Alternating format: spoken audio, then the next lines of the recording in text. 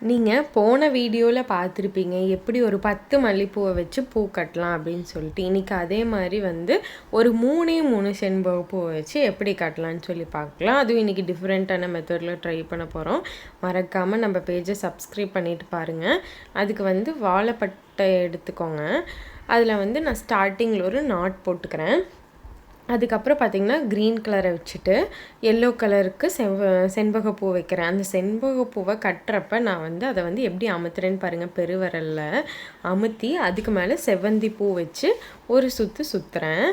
நீங்கள் ஒரு 2 சுற்று சுற்றிக்கோங்க. அப்போ தான் நல்லா க்ரிப்பாக நிற்கும். திரும்ப ஒரு 3 ஸ்டாண்ட் தான் கட்ட போகிறேன். அதனால் 3 பூ தான் உங்களுக்கு தேவைப்படும். உங்களுக்கு இதை விட பெருசாக வேணும்னு நினச்சிங்கன்னா நீங்கள் இன்னும் 2-3 பூ கூட வச்சுக்கோங்க. வச்சு திரும்ப ஒரு 2 சுற்று சுற்றிக்கோங்க. சுற்றிட்டு நீங்கள் பூ கட்டுற மாதிரி கூட முடிச்சு போட்டு என் பண்ணலாம். இல்லைன்னா ஃபஸ்ட்டு விட்டோம் இல்லையா நார், அதில் வச்சு கட்டி செக்யூர் பண்ணிக்கோங்க.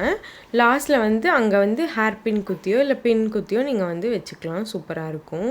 ட்ரை பண்ணி பார்த்துட்டு எப்படின்னு மறக்காமல் கமெண்ட் பண்ணிடுங்க.